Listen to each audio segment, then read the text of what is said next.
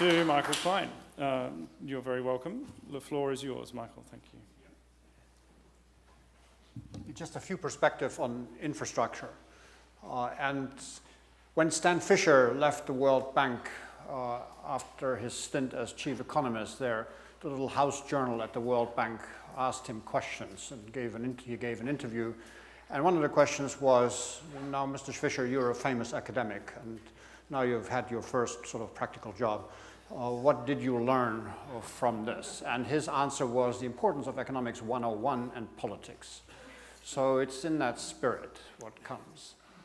So much of the economic literature that tries to deal with capital formation and infrastructure and what infrastructure contributes to overall growth and wealth creation comes out with the relatively obvious that good infrastructure projects are very helpful. And bad infrastructure projects not necessarily so. And so there's solid support in the economic literature for this proposition. And which has led Stefan Straub of the Toulouse School of Economics to conclude that we know very well that infrastructure can be helpful. It's not exactly a surprise, but there's relatively little in the literature, in the aggregate literature at least, that has policy relevant. So the question is, how might one think? One way of organizing discussion about policy is to distinguish three things. One is how to choose projects. The second one is how to get investors to invest in those chosen. And the final one is how to get them implemented efficiently and operated efficiently. And some of the puzzles that set this up are as follows. One intriguing thing in infrastructure is the very old technologies. The oldest modern infrastructure technology is sort of water supply, instituted by the famous brothers Perrier in Paris in 1778, which set up the first water pipeline system in modern Europe. After that, they got nationalized by the French Revolution and then switched to green bottles. So that's well-known old technology, and it's spreading relatively slowly worldwide, whereas the newest technology, the cell phones, much of it still in the form of Nokias, is spreading extremely fast. In the case of Africa, that means access to mobile phones or improved mobile phone service is clearly superior to access to improved water services. And the final observation is there's massive amounts of waste in infrastructure. I'm quoting a sort of middle-of-the-road study that McKenzies has done, which comes up with the wild guess that about 40% of the total investments in infrastructure is a waste. Which from looking at other studies, etc., and observation of anecdotes seems plausible. You know, who the hell knows, but plausible. And here it goes, going through the three sets of issues. First, choosing wisely. One example, and I'm trying to pick examples from rich countries rather than poor countries, because it happens everywhere to some degree, so more or less, is the aptly named Don Quixote Airport in Spain, which was set up in La Mancha, not far from Madrid, but wasn't really very useful. Yeah, they used to have flights for 2 years from one airline, and then they gave up completely, but yeah, right. So anyway, what happens here, and this gets us to wealth accounting to some degree, construction cost was a bit in excess of €1 billion reportedly, and then there was an auction after it collapsed that sold it off for €10,000. So there's a valuation of a market type of that infrastructure investment. The syndrome, yeah. Discounted present value of €10,000, okay? So for that one flight that was taking off. The syndrome behind the construction of projects such as Don Quixote Airport has been well captured by a famous Adam Smith quote from 1776, where in the first, I summarized the quote a little bit, I'm not going to read it, but in the first half of the quote he says, if infrastructure services are priced in such a way that the users pay a cost-covering price, then only those infrastructure projects can be made that actually are useful to users. And in the second part of the quote, he says, it is a fact of life that kings and princes and others have ways of promoting infrastructure projects which aren't exactly useful. And he therefore proposes to use this test of having prices that are cost-reflective to reduce the incidence of white elephants of various types. So here it is the first way where better pricing pops up as an issue on the intersection between the choice of good projects and the politics of projects. Getting to how to get people to invest in these projects. Two observations first. The upper left-hand panel shows the rates of access to various types of infrastructure services. Actually, when you look at it, one thing is you see that mobile phone penetration is extremely fast and recent and has outpaced everything else. And when you dig into the data, you also find that access to improved water sources is kind of a fuzzy concept. You know, all sorts of improved water sources are better. If we had a measure of improved energy sources, improved mobile phone services, they would all be above water, would be my guess, but nobody has done that. The second observation is that in the world, this is emerging market data, and they haven't changed much over the last 25 years as best as we can tell. The average price of water is at about 30% of cost in emerging markets. Emerging markets here is all developed, underdeveloped, not so rich countries. Electricity maybe at 80% of costs, and mobile phones clearly above 100% of costs. So some people think, of course, that low prices are useful to get people to get water and so on and so forth, poor people, etc. But what happens is they don't get water and have to find expensive alternatives. What drives this syndrome of pricing and the outcomes for investment that are implied by this? Fundamentally, I would argue there's two pieces of the typical infrastructure economics, 101. One is their natural monopoly elements, which requires administrative forms of price setting, which are more easily politicized than price setting in markets. And the second piece is that a lot of infrastructure, not all, has high sunk cost elements amongst the fixed costs, and therefore ransom games play a role, and particularly governments don't like to pay once something has been built. The biggest non-payer everywhere in the world of infrastructure services are government ministries of various scope, including the military. It's kind of hard to collect from the military. So this syndrome gives us low prices, low access, where the politicization is high.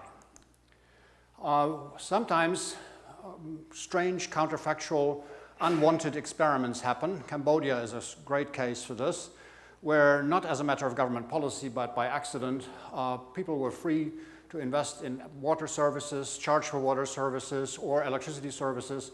And Cambodia, after the genocide of the Khmer Rouge, started to have much faster, much greater access to improved water services and electricity than most of sub-Saharan, or pretty much all of sub-Saharan Africa. So here's just a picture of a private water system where people charge full prices. Many of these prices are monopoly prices, but it's better to have paid a monopoly price than having the alternative of having even more expensive forms of water or energy to get to. Finally, operating and investing efficiently.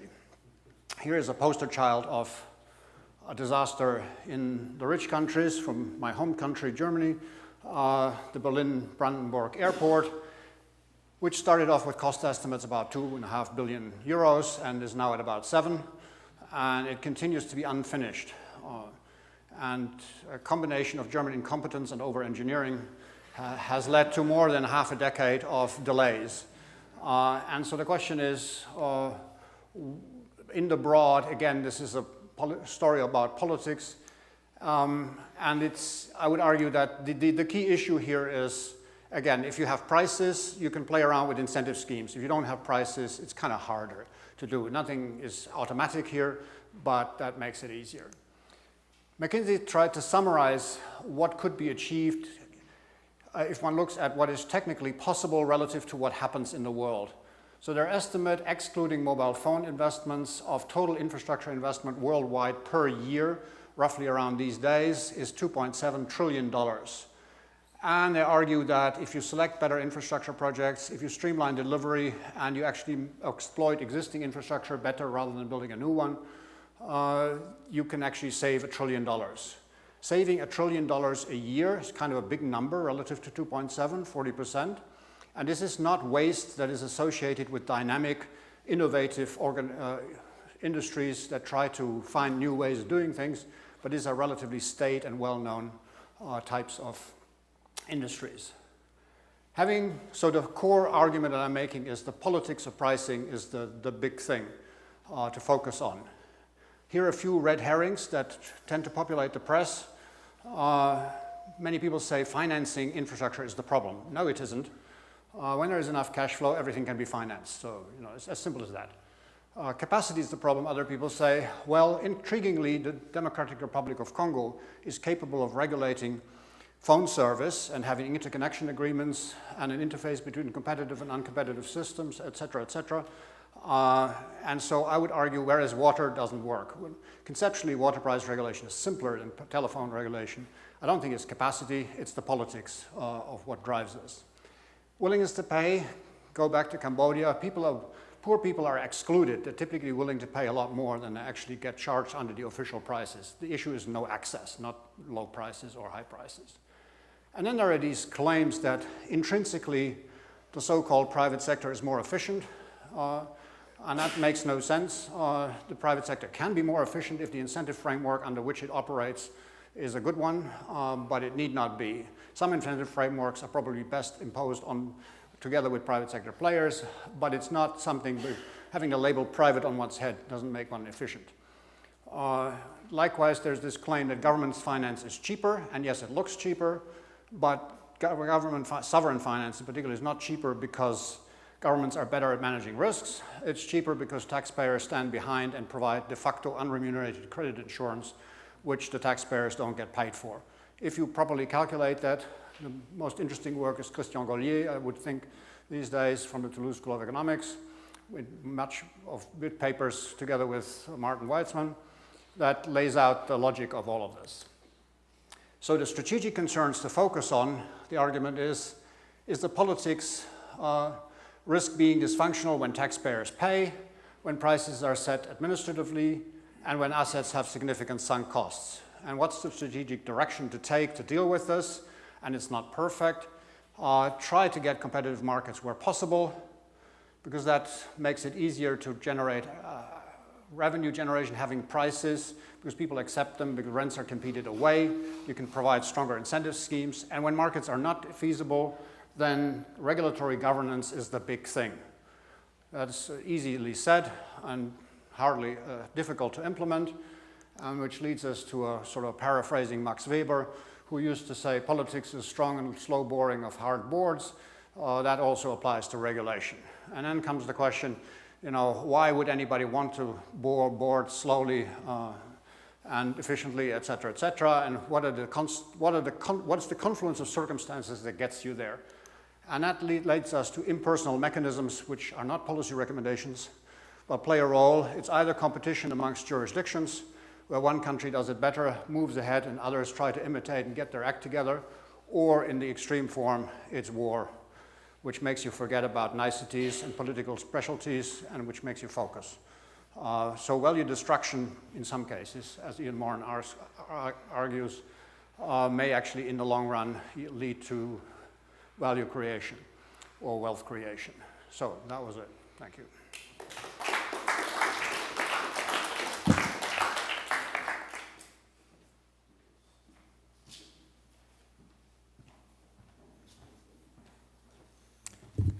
Thank you, Michael.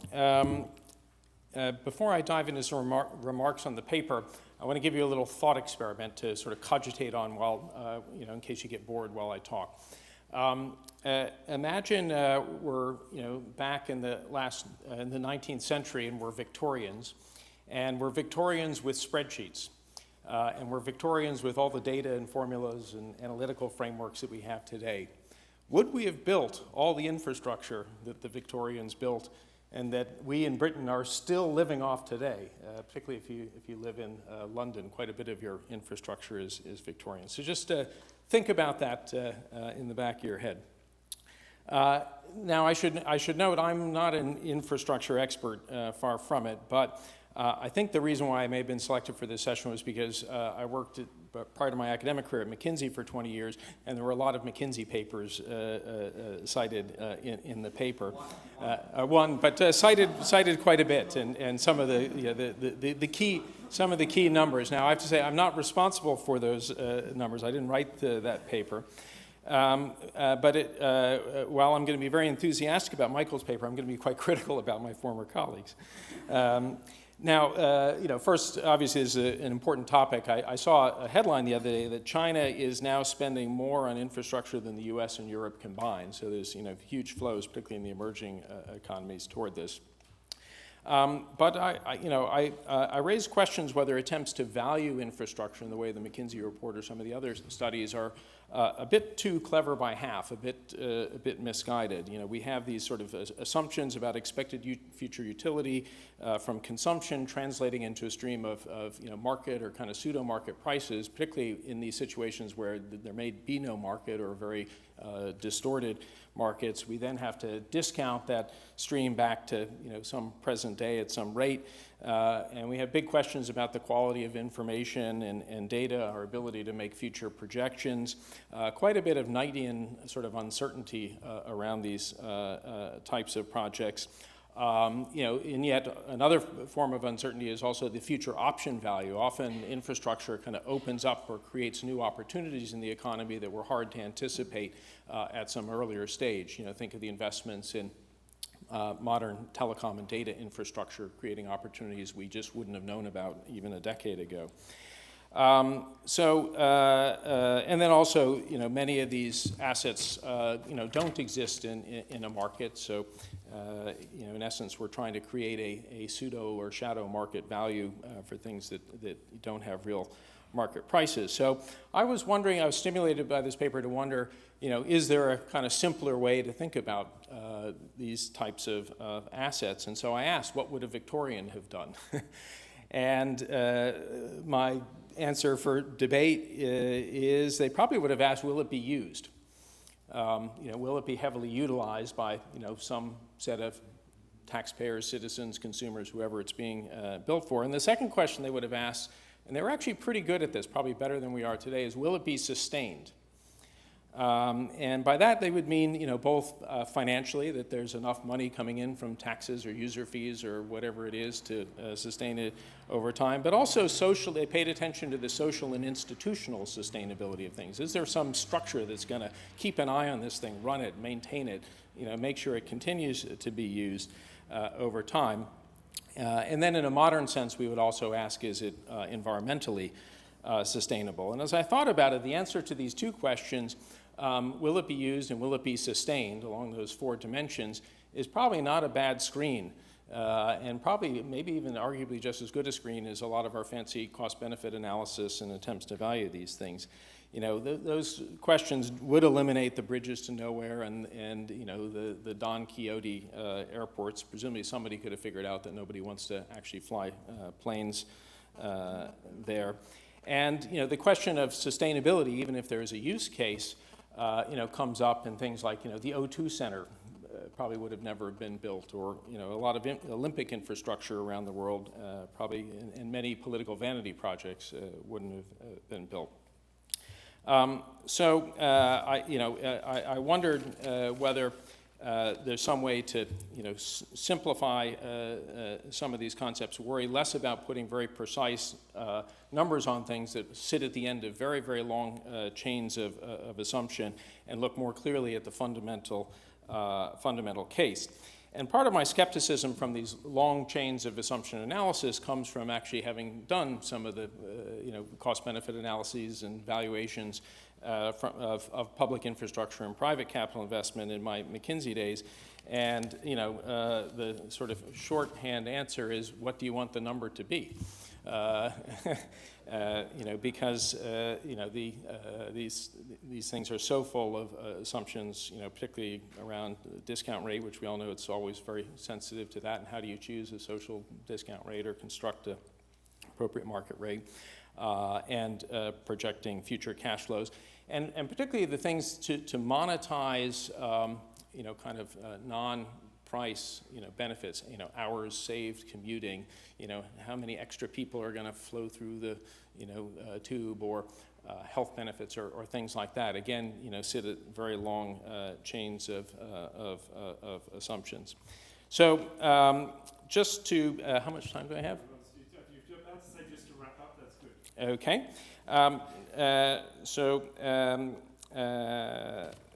That's finishes points on this idea of valuing and selecting projects. On managing projects, I thought the paper identified the issues spot on. And again, my reaction to it was to wonder whether actually some of the more old-fashioned kind of technocratic mechanisms actually get at those issues better than some of our more modern answers. Particularly if we can create regulatory and institutional structures that are isolated to the extent possible from political capture. And sometimes, again, when we try to be too clever in introducing pseudo-market mechanisms into these things, we end up with a shambles like the British railway system would be my exhibit A.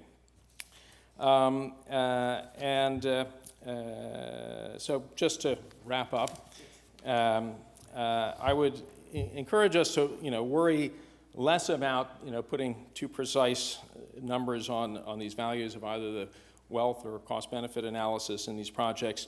Look for more kind of direct indications of social value around use and society's willingness to sustain a piece of infrastructure on the 4 dimensions I described, and do our best to create institutional structures that can make those investments and sustain them as isolated from the ups and downs of short-term politics as possible. So as a former McKinsey consultant, I'd say think like a Victorian, not like a McKinsey consultant. Thank you.